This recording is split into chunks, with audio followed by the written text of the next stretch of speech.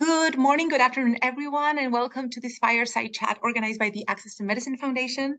Today, we're here to discuss a very important topic, which is how can generic and biosimilar medicine manufacturers contribute to improving access to medicine in low and middle income countries. My name is Claudia Martinez, and I am the Research Program Manager overseeing our new program of work on generic medicine manufacturers at the Foundation, and I will also be moderating today's session. And I'm very excited, very pleased to have such an amazing panel here with me today to discuss this topic, and truly honored to have you today to share your experience and expertise. So I would like to welcome Dr. Fatima Suleiman, Nazim Mohammed, and Dr. Prashant Yadav. How are you? Thank you so much for joining. Before we kick off, I know that we have a lot to discuss, and we have around half an hour to actually go through some of the themes. I would like to ask each of you to maybe briefly introduce yourselves, tell us a bit about your background and the work that you've been doing. And maybe I would like to start with Fatima with a brief introduction and then go to Nazim and Prashant. Sure. Thank you, Claudia, and thank you for having me on this panel. My name is Fatima Suleiman. I'm based at the University of KwaZulu-Natal. My work centers around access to medicines and mostly in terms of affordability and pricing of medicines. My work is centered mainly in South Africa, but I've also offered technical advice to a lot of countries in Asia and in Africa over the last 17 years, especially in terms of medicine pricing issues. Thanks. Thank you, Fatima. Hi, everyone. I'm Nazim Mohammed. Claudia, thank you. Thank you for the introduction. I'm delighted to be part of this chat.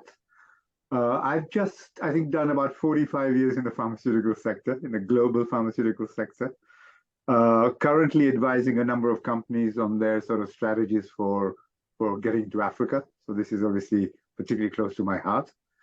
Prior to that, I worked for a number of the large multinationals, worked in the States, in Denmark, in Belgium, and the UK.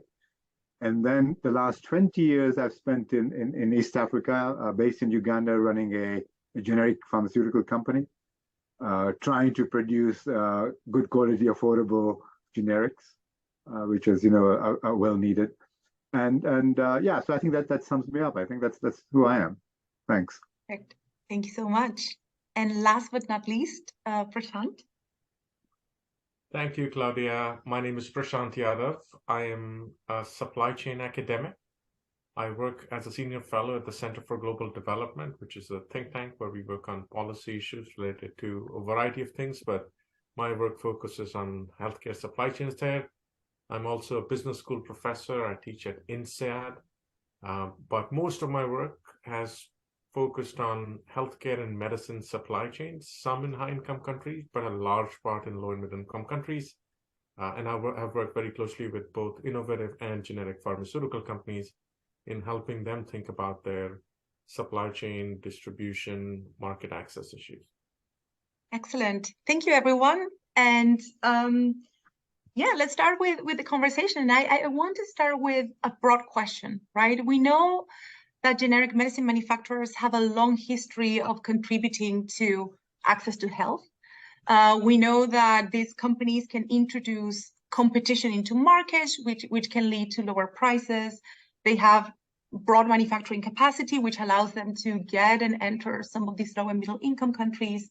They also have this adaptive R&D capability, and that means that they could develop new formulations to, I don't know, improve usage and administration for some populations. And when they partner with organizations, for example, as part of licensing agreements, they can allow and they can enable high priority patented products to enter low and middle income countries, right? So there's a lot of roles that these companies are already playing when it comes to access to medicine. And I guess my first question to you is, maybe on the flip side, what are generic medicine manufacturers not yet doing to improve access to their products in low and middle income countries? And what do you consider to be maybe the key opportunities for them to contribute further? So in that sense, maybe a couple of ideas or key points from you on that topic, and maybe I'll just hand over to whoever wants to jump in first, or if not, I'll just point to someone. Sure, let me go first. Somebody has to, right?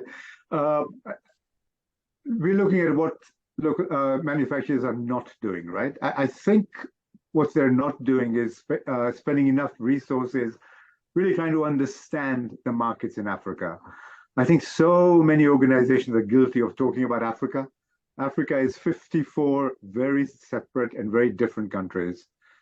Yes, there are moves in terms of harmonization, regionalization, and I'm sure we'll come to that later and have a chat on that. But I think every country needs to be treated as independent country. They've got their own regulations, their own rules on pricing, on procurement, on the way they approve products, on the kind of incentives that they give to people who want to invest. So I think I would suggest that they need to spend a little bit longer in terms of understanding, what is that country all about? And don't think that one solution coming from India or China or Europe is going to necessarily work in that market. So I would say that's the first thing.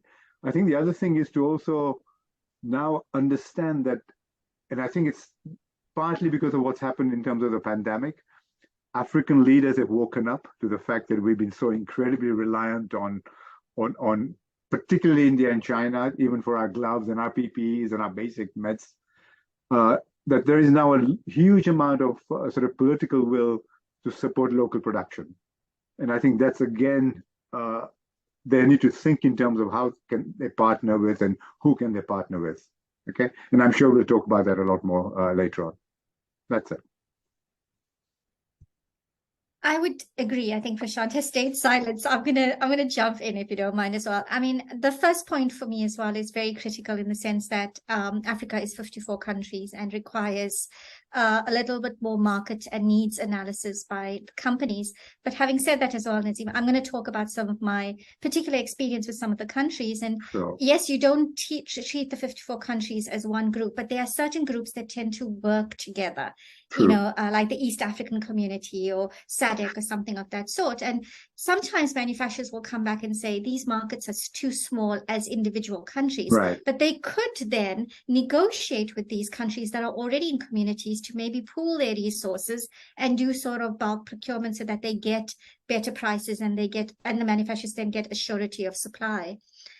So for me, it's also that balance between sort of saying, yes, I don't want to treat 54 countries alike, but if one individual country seems to be too small a market, then maybe find a way that can work with neighboring countries to kind of pool supply and be able to then get benefits for both sides. Getting into technology transfer arrangements is also something that I think should be, a push forward. It's becoming the way forward for the future, and it's a way in which you can establish kind of local supply and surety of supply, because it's with these companies that are based in the countries of need. And it's also Asia, not just Africa. But I would also say that for me, there's two other critical issues. The first one is that in order to allow fast tracking of registration, there should be companies getting more involved with the WHO pre-qualification program. Because once they get pre-qualified there and they have another strong regulatory authority clearance, I mean, within these countries of LMICs where capacity might be low, they might get faster registration. And the final one, which I'm almost forgetting now because I went into all of that, is, well, it's really about the messaging still. COVID has brought to the fore a lot of this kind of disinformation and incorrect information that's happening in social media and other forms of information outlets.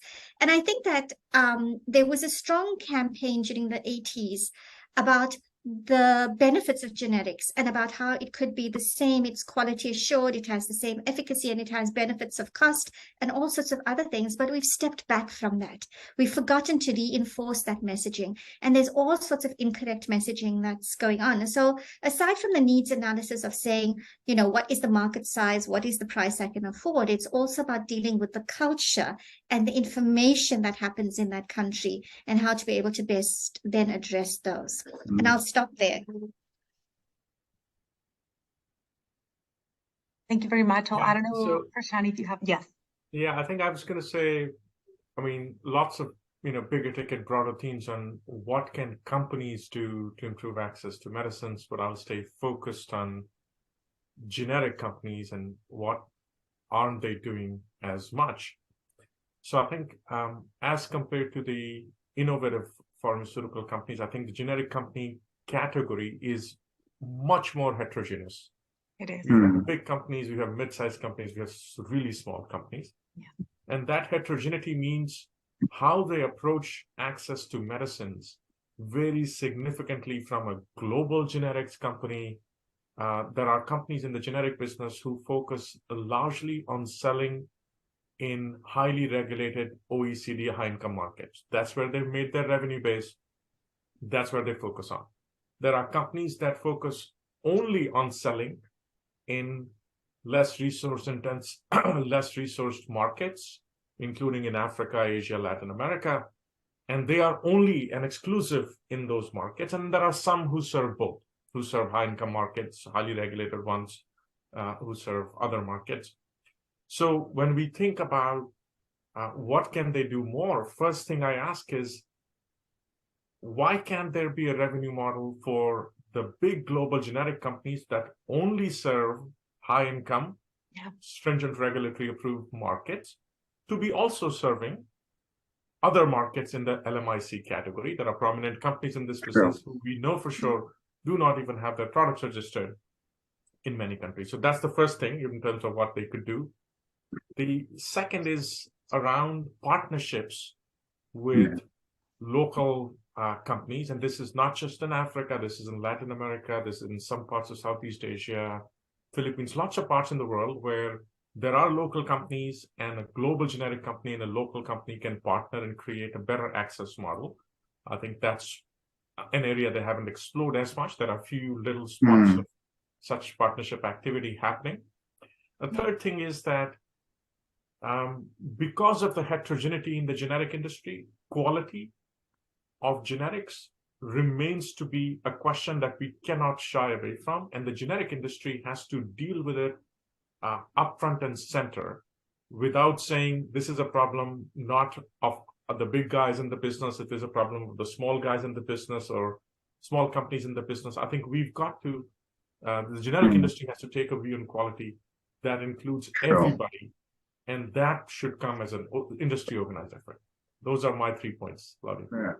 Okay, excellent. I mean, we have a lot to work with. I would like to pick up on some of the points. I think we've talked about availability and supply, local production. I think there was a very big point around culture and information and the lack of these approaches within some countries, partnerships, as Prashant has said, and also the point around quality. I want to start maybe with availability and supply. I think this is something that we have seen generic companies sort of the capability that they have to actually supply into low and middle income countries and beyond. We're talking about global generic companies in many cases that would be supplying high income markets, and they also have the wide capability to go into more low and middle income countries.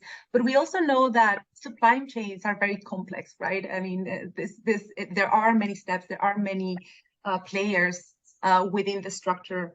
I want to pick up the point that also Nasim was mentioning, right? There's with generic companies and generic medicines, we know that, for example, many countries in sub-Saharan Africa do rely on generic medicines that are manufactured by mostly Indian companies. And then some of these companies would rely on active pharmaceutical ingredients coming from countries like China. So I just wanted to get your thoughts maybe on some concrete actions of how these companies can work also collaboratively. So what is the role of companies, but also other partners to be able to ensure continuity of supply and that the right products with the right quality actually make it into pharmacy shelves? So maybe for this one, I'll start with Prashant and then do a quick round. And then we can go on to some of the other themes. Yeah, so I think like you described, Claudia, I mean, broadly speaking, the structure of generic industry is finished formulation, heavy concentration in India, API production, heavy concentration in China, generally speaking. Now there are, specialties and there are, clusters in the world that have evolved that sort of defy that trend. But if you focus on that, then one thing that stands out is a heavy geographical concentration in India and China for finished formulation and API respectively. Now, that by itself isn't a hurdle to access to medicines.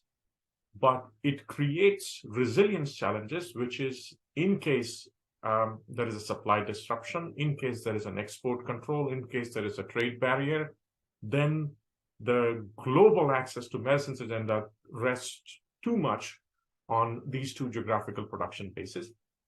So that needs to be thought through very carefully. And I think this is an area where the action needs to happen both from companies who are finished formulation producers and have to think about, how do I diversify my API supply base? Some will want to backward integrate, create their own API supply. Some will want to find other API supply sources. And I think I will also, in line with what Nazim is talking about, I would say, governments and companies in Africa shouldn't just be thinking about finished formulation. They should be thinking about going up in the value chain and thinking about API manufacturing. That will then enable much wider finished formulation sector to emerge. So API manufacturing-based diversification is an agenda that requires companies and policy community to come together strongly, because API manufacturing is a very scale-intensive business. The economies of scale are large. So a firm by itself cannot change the structure of this industry. It will require governments, development finance institutions, and others to come to play. So that's one part. The second part about availability and supply of generic companies, some of this probably also applies to the innovative pharma companies, is availability is not just availability at the factory gate of the company. From factory gate to what happens to get the product to the pharmacy shelf is yet another quite a complex challenge. And I think generic companies have to do more, especially the ones that are not as active in some of the markets that we talk about. They will have to do a lot more to figure out distribution pathways, new models of distribution, not having too many intermediaries, because the ex-factory price is low, but we want to make sure that the retail price, especially for out-of-pocket paying patients, remains low. What could be done there? So those are some areas that emerge, all of which depend upon action that cannot be taken by companies alone, but requires some kind of policy, government, finance institution coming together. Yeah, thank you for that, Prashant. I think that's something that I think that was my initial thought when phrasing this question. Is it's a multi-party solution in some way, but also requires a lot of action from companies themselves in setting out these pathways. I was wondering whether Nazim or Fatima had any specific thoughts or experiences from your work, especially Nazim, I guess, from the work that you've done leading a generic medicine manufacturing company. Sure. No, I mean, I completely agree with Prashant. I think it can't be done by just one organization. We've got a lot of people that have to play together. And I think, in a strange sort of way, the whole COVID scenario has pushed that agenda certainly right up top politically. And I think things are beginning to happen now. But I feel that at least this is my personal experience in East Africa the last 20 years. I think we need to somehow change the way the generic manufacturers think about us. And us, I mean in Africa, manufacturers in Africa. I mean, their model is basically, look, I'm willing to give you my products as long as you can sell my products. I think we've got to get them to think of our products that can actually be developed in Africa for Africans, right? And there are a number of things that I'm sure they haven't thought enough about. First of all, the unmet need in Africa is massive. It is truly, truly massive, even for the basic drugs. In none of the countries do we really supply the quantity of medicines, including paracetamols, that we need to, right? So there's a big opportunity there. Then, of course, we have traditionally focused on infectious diseases. Now we've got this whole big gambit of non-communicable diseases coming up. It's created this massive, double burden of disease. And these are all very expensive diseases, right? You've got it, you have it for the rest of your life. So that, again, from a market and investment point of view, it's exciting. If you've got diabetes, you're probably going to take metformin for the rest of your life, or then go into insulin or something like that, right? So that's it. Then I think the other advantage or something that's going on, which is very positive, and we've touched on it, is Africa has already regionalized. Although there are many regions that are overlapping, but it is regionalized. But in pharmaceutical terms, certainly the regulatory harmonization is moving at at a reasonable pace. Where I worked the last many years in East Africa, it's already happening. So if you're a generic multinational from India, you can put in one application and get approval in 6 countries. That actually is happening, provided your regulatory file is of the quality that, Prashant was alluding to. So that's good news, so that makes it easier for them. Then, of course, you've got the African Continental Free Trade Agreement. It's there. It's going to take a long time to implement, but it's going in the right direction. You've got, in terms of regulatory, you've got AMA, the African Medicines Agency, again, moving in the right direction. So to me, there are lots and lots of things. I mean, in the area where Fatima is, Zazibona, I think, they've got some pool procurement going through. So there are all these things going on, which are all pointing to the fact that, things are going to get better, easier, higher quality in Africa. But I would say very strongly and somewhat biasly that, you've got to work with local partners. You've got to begin to support manufacturing within Africa. And when you think about it, I mean, even within Africa, there are very, very few facilities that make sterile formulations, right? There are virtually none making monoclonal antibodies, we know there's saga going around vaccines, right? So there's huge opportunities of companies partnering with local companies to create a fantastic business, but also ultimately, improve the quality of life of people in Africa. Yeah, I'll come back to some of the other things like WHO, PQ, because I have some views on that, but I'm sure we'll touch on it later on. Yeah, perfect. Thank you so much. I want to go to Fatima quickly. I think we've touched upon a lot of topics. I think something that you were raising, Naseem, just now was kind of unmet need in Africa and really focusing on those products where we know there are gaps, right? We know that you say kind of even some basic drugs are not really available, but also in many cases we know that they're not affordable, right? And we know that even though generic products might indeed be cheaper than originator products, it doesn't necessarily mean that patients can afford them. So I wanted to quickly go to Fatima. Obviously, you can share your reflections on local manufacturing and partnerships as well, because it's very valuable, but also as a pharmacist and as someone who has worked so intensively on kind of medicines affordability, can you share also with us the challenge of affordability and access and some of the steps that you see, in addition to what you've said about pool procurement and engagement in partnerships, but sort of what does it mean for people not being able to access some of these treatments?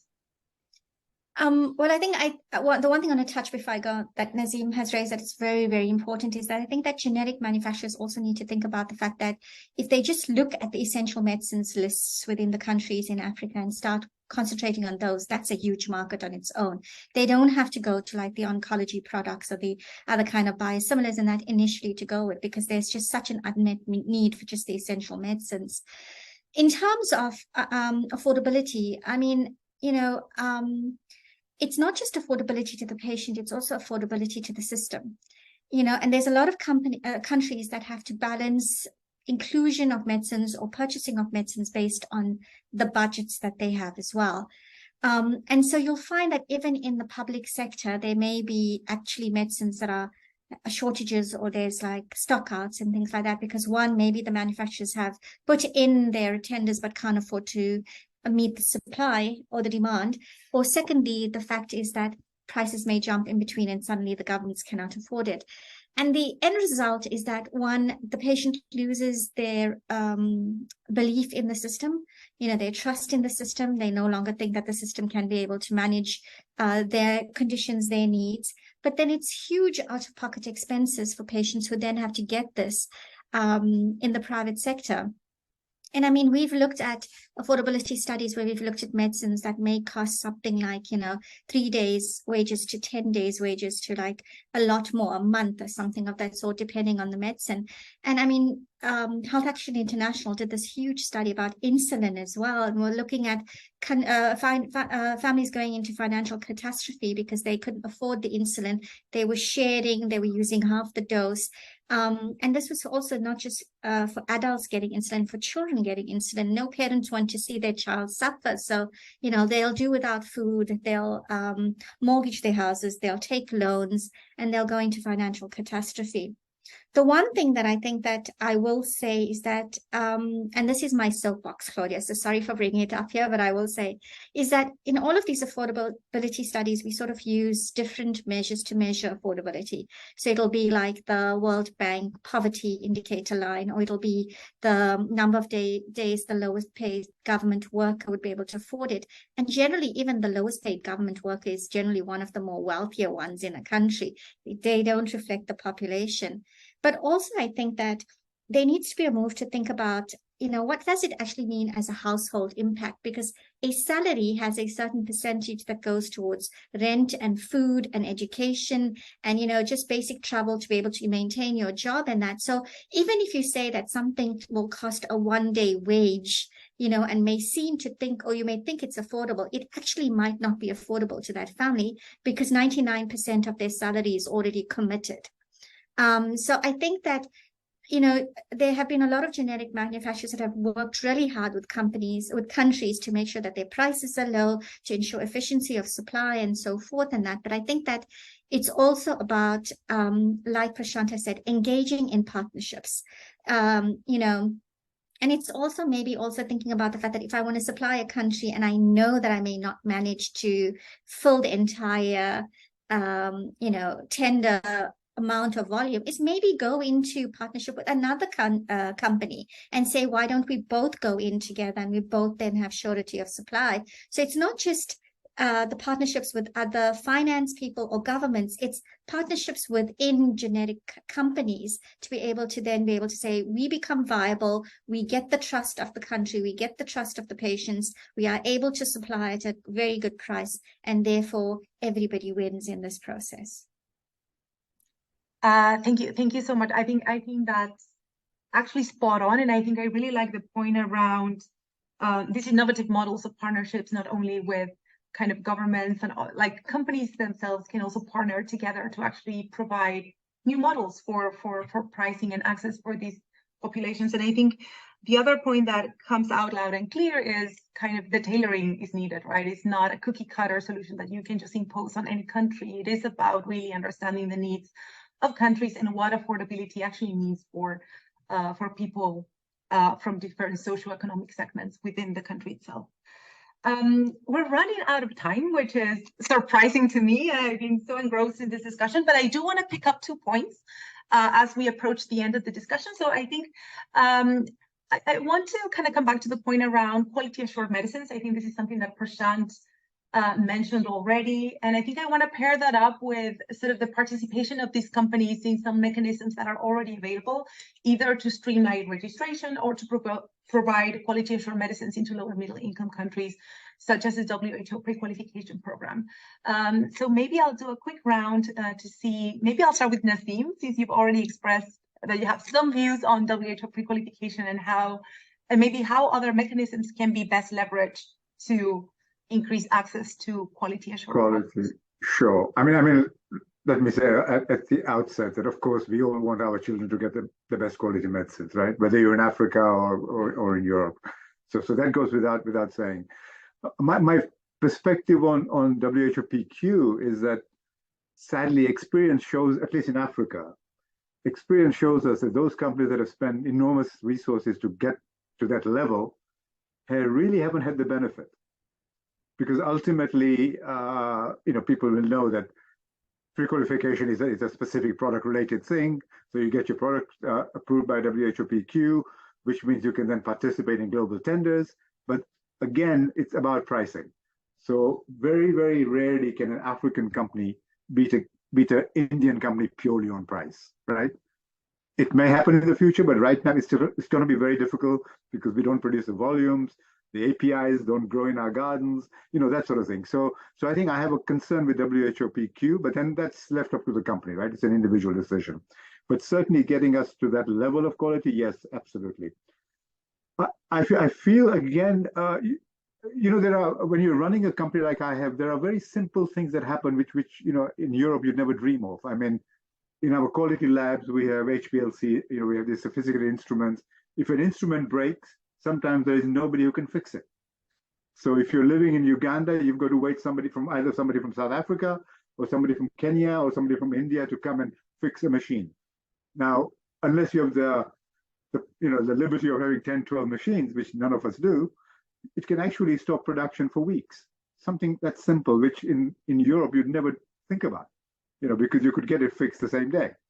So to me, generic manufacturers again can partner locally and create centers of excellences where we can send our people to learn about these things. I mean, maintenance is a major issue, and people often don't talk about it. It's a major issue. We just don't have. I mean, we have a lot of very bright people coming out of our universities, but they haven't been taught this aspect of industry. And as you know, generally, hopefully Fatima will agree, generally in Africa, our universities are very academic. They don't focus enough on industry, right? So we get very smart pharmacists coming to work for us who have never used an HPLC. So these are issues. I think there's a lot of work to be done in terms of helping local companies to improve quality. And believe me, all of us want to improve our quality all the time.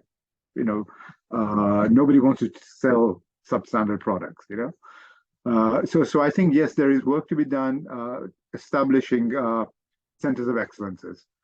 The same thing with formulation development, which is another weakness in Africa, because our training doesn't allow us to learn enough.